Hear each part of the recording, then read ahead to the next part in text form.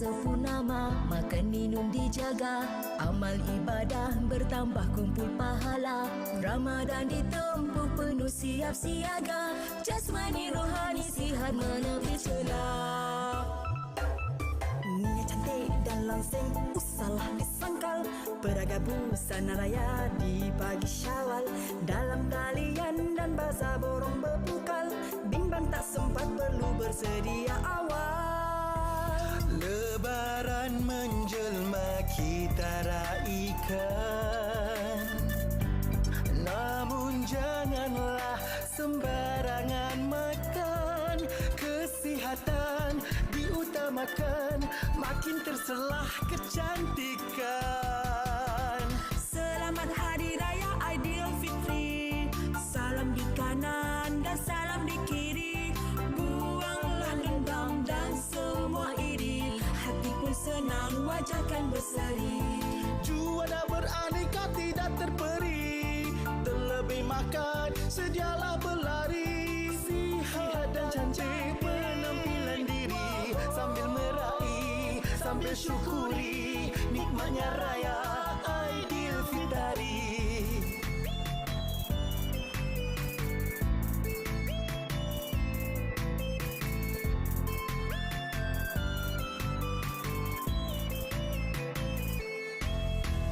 Ziarah dan singgah, tata jiran sekampung, rumah saudara mara pastikan dikunjung. Bermaafan semoga sekitar dirampung, warisan adat budaya malar dijunjung. Di media sosial, swafoto dimuat naik, gambar lengkap keluarga sedondon cantik. Terhenti menatap hantaran rakan baik, jauh di perantauan naluri tercentik. Anak bulan muncul, Syawal menjelang, gembira semua bukan kepalang. Senaman jangan curi tulang, penampilan megah gemilang. Dah raya lah, tukarlah baju cepat. Selamat Hari Raya Aidilfitri, salam di kanan dan salam di kiri. Buanglah dendam dan semua iri, hati pun senang, wajah kan berseri. Juara beraneka tidak terperi, terlebih makan sedialah berlari. Sihat dan cantik penampilan diri, sambil meraih, sambil syukuri nikmatnya raya Aidilfitri. Sihatnya raya Aidilfitri, cantiknya raya Aidilfitri.